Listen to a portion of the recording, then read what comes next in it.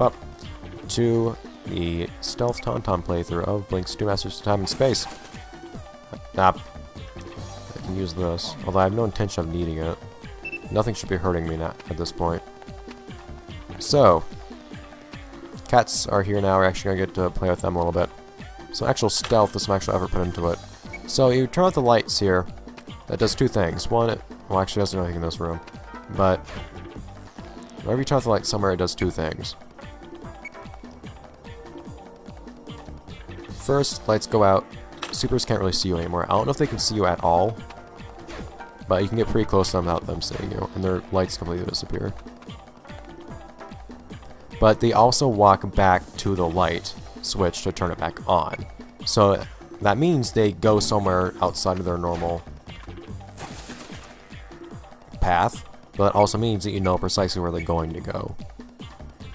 Kind of a double-edged sword, because you might not want them going over to that light. We're going to play with that a little bit later.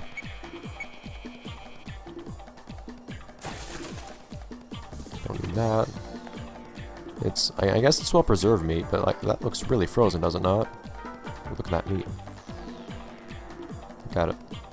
It's texture. Alright, so this is the easy part. These are the easy lasers.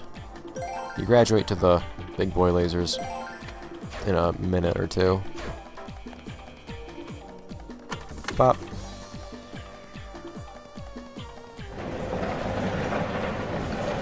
Yeah, so now we're gonna have to get through two supers to get over there. That's when things start getting a tad more complicated. And that you actually have to start paying attention. Oh, look at that, nice little balancing act. I'm gonna move this on over here though, just as a little preliminary setup move.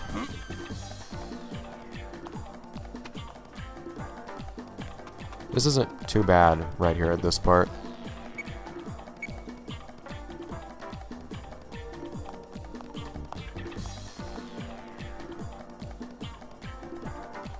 Because what happens is, every now and then,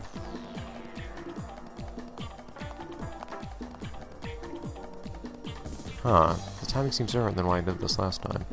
When I did this previously, every now and then the two cats would actually look at each other for a decent amount of time. They're not doing it this time. They're not actually looking at each other. It's really odd.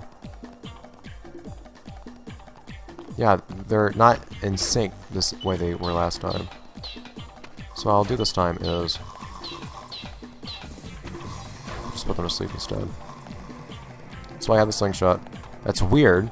They're not in sync each other the same way they were when I last played through this level. That's not a problem. Alright, so this part isn't so bad. The only bad part, or even closest to that, is actually that part there.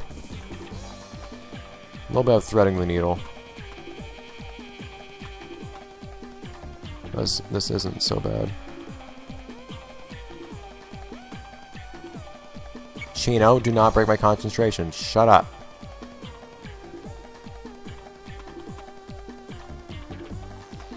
So I go in to where this laser comes from. Do not operate yet. Patient has not signed the waiver. There we go.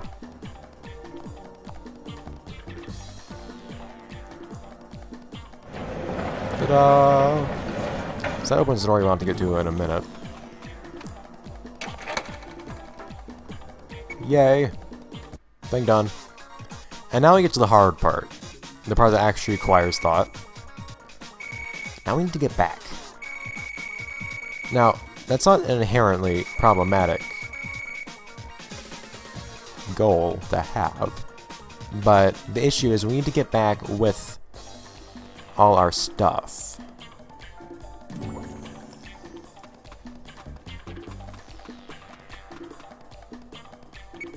Huh, did I actually miss a crate at some point? I have fewer... Yeah, normally I would already have 4 warps by now. Not 4 after collecting that crate, whatever. Okay, so what I like to do here, though, is something a little bit more thoughtful. So I bring this bag over here. I wait for this guy to look away. I turn off the light. Now it's gonna make him walk over here, but that's not a problem. I throw a warp gate, warp pole over there. Now, after turning on the light switch, that cat's actually gonna look into the room I was just in, but that's not a problem because I'm gonna warp out through here. Like, I need to use the warp tunnel again in a minute, but that's not our concern just yet because we need to get the other bag, which isn't really a problem. Whoa, what was that? I know, dude. This one's simple, just I toss it on the other side and pick this thing up and go. Dude, shut up, I'm trying to use it now. Okay. Now is when you actually have to pull a little bit more thought into this. Or at least need to be a little bit more careful. Because if either... See, now they're synced up. Now they actually look at each other for a period of time. It's weird.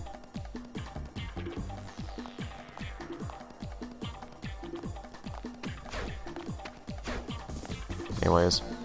Just need to be careful about your timing with those guys. Crap. Seriously? I hate it when that happens. Okay, so I'll try this one more time. I only have one more try anyways. Oh, I think I know where the one I missed was actually. The warp tunnel I missed. Shouldn't be a problem anyways though, that should work.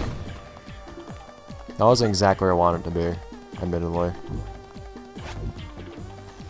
But it works. Okay. Gonna put that down here. Now, I admit, I actually don't know what the conditions are for this cat right here. Yeah, something unique here, a sleeping sweeper. I don't know what wakes him up. Like, I think you can wake him up accidentally. Like, if you break the crates and whatnot, maybe? I'm not sure.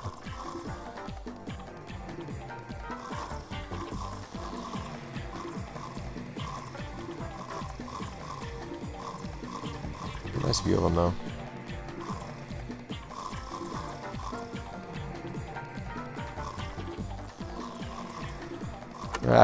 Yeah, Symes' eyes are open and it's really creepy.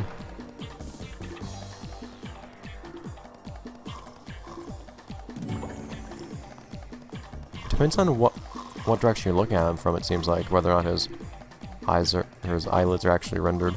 Anyway, so I just like to walk through here and be quiet and stealthy and careful, even though I'm not sure I need to be. Doesn't hurt. Alright, so this level as a whole didn't go quite as I intended for it to, since I ended up dying in two very stupid ways before the actual stealth part that I started to have difficulty on. Yeah, never mind, Mick. Exactly.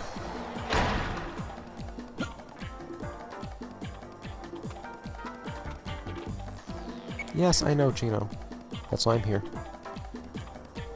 Alright, tank it is. Yes!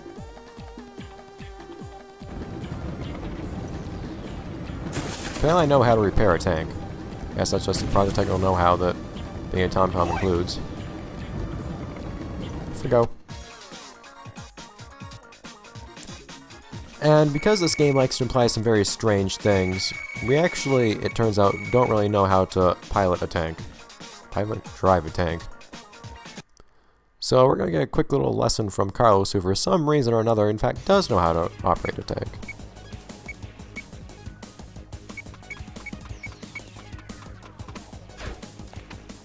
But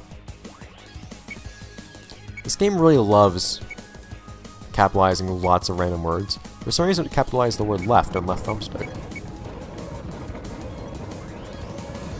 Sync controls in a bit of an odd way.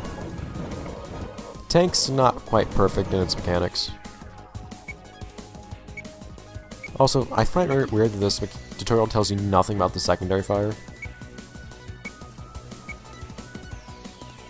It's really odd, because there's a homing fire, the homing attack, but for some reason the game doesn't tell you about it. Okay, this freaking reticle. Okay, there you go.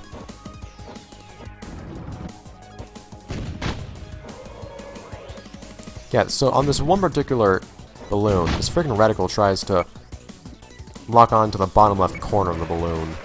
Oh, why'd I go there? What? I didn't come out of the tank, I popped up. What? Okay. But oftentimes, you'll miss when you try to... Whoops, I did not mean to do that. Apologies. Oftentimes, you'll end up missing the balloon. I do not intend to skip cutscenes in this playthrough, though. Well, I guess our tank can take a big drop like that, that's fine. Team Lone Pig, we have come to assist you.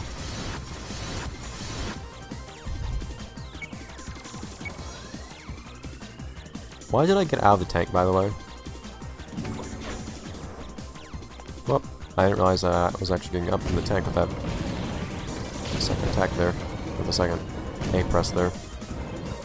Darn it. Why am I missing the way I am? That aiming reticle is going all over. I know, dude. Whoa, did I get 2 shots in it at the end right there? What's gonna hit? Got 2 hits there.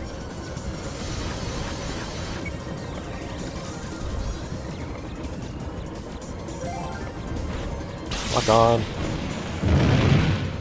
Oh no, slight damage. Oh, whoa, whoops. Whoa, that was actually 2-shot. Interesting. I'll take it.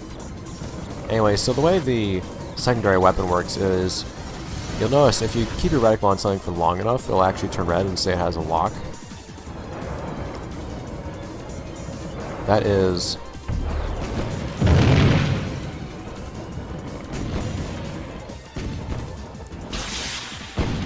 There you go. That's for your secondary weapon. Crap, if I actually had another shot left.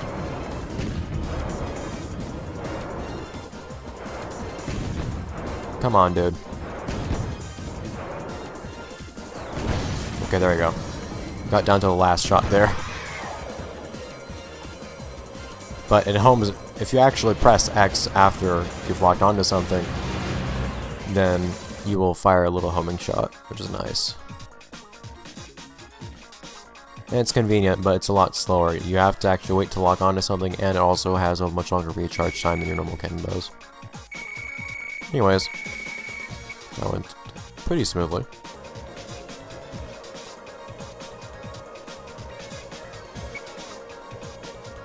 Down to the tank age. Keep upgrading your equipment. It's not like you really get much better stuff in the shop.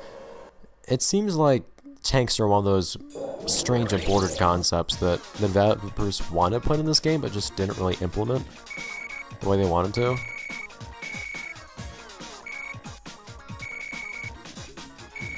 Alright, what do I get? I kind of suck in some ways. Whoa, what? What? What? But I died twice! I don't get how this game gives you ranks. Like, you guys saw what happened in the last level. Like, this is a stealth playthrough where I don't attack anything or anybody for any reason at all, maybe except for sometimes time monsters. And then I got an award for being violent. I died multiple times and I get an award for being, in general, awesome. Like, I did say it was my goal to, at some point, at least at one point, get that rank. The Peerless Pilferer rank in this playthrough. But, what? Whatever. Nobody likes you, Carlos.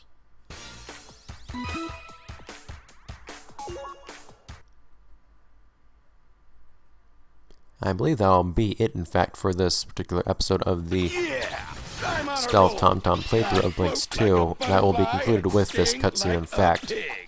I'm unstoppable. How can this be?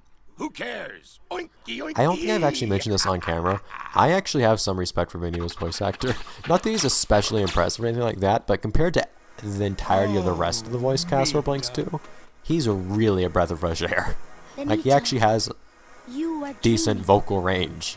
He actually expresses emotion. And he actually has the chance to show emotion too, because Benito is way more animated than any other character in this game. Wait, Mina. Definitely preferable to the operator with the sweepers, who only has one animation ever, and has a rather questionable voice actor and some incredibly bland lines. I've been attacked by a weird green thing. I'm scared. The Tom-Tom imposters that attacked the Time Factory were brought to life from my dream. My dream became real. Why did Chino start getting angry? Anyway, see you guys.